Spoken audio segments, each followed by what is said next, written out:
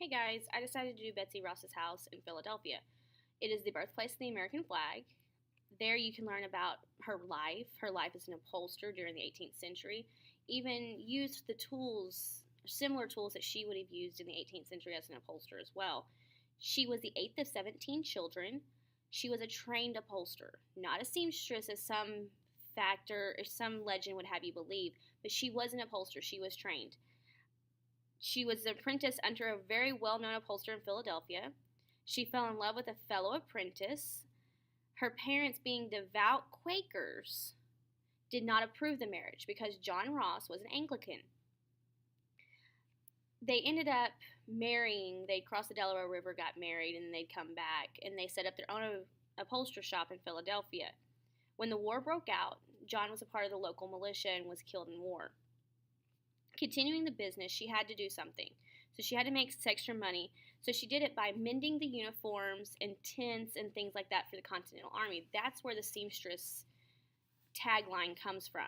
She was, by every definition, a very trained upholsterer. According to the oral history, though, Betsy Ross was visited by George Washington and two other men, one of them including her late husband's uncle.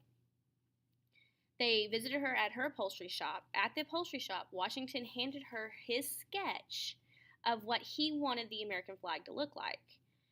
On it, he had the 13 stripes, and the stars were six-sided. Well, Betsy Ross took a piece of fabric, folded it up, cut just like one twice, and she had a 5-point star. And she showed him how much easier it would be to use a 5-point star. And so he agreed a 5-point star would be fine instead of the 6-point star.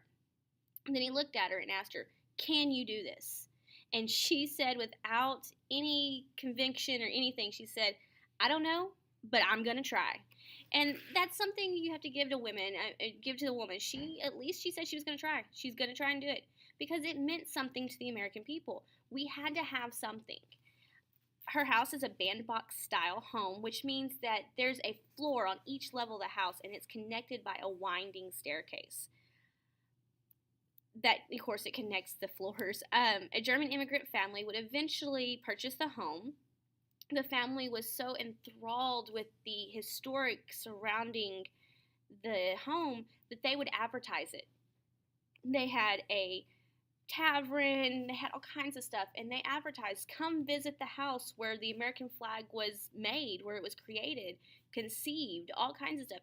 "Come eat and drink here," all this kind of stuff. Sorry. As the 19th century came to a close, homes in the area and surrounding Betsy Ross's house were being torn down and being built in a more modern type home.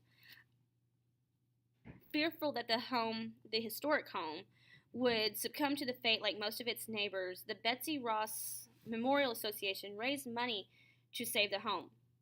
Since the home was nearing 160 plus years old, there was general renovations that had to be done. There was plenty of them that had to be done. I mean, at this point in history, we're starting to see electricity come into play. We're starting to see plumbing. Not that it's as great as it is today, but we start to see more technological advances that are starting to come into play. That this 1770 home has got to be revamped. They ended up finding 3 fireplaces, 3 hidden in the walls. In 1941, the city of Philadelphia became the owners of the property.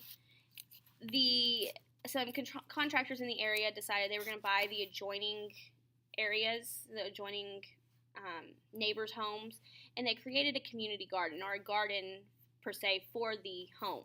When Philadelphia became the owner of the property, they had her remains, and her third husband had their remains moved to the garden so they could be there on her property where she created the American flag. In the mid-90s, the company Historic Philadelphia began and continues to manage the property. The property is still, of course, there today. This is a great learning experience for children to figure out how to live and put themselves in someone else's shoes, especially in the 18th century during revolutionary times when the war breaks out. Bye, guys.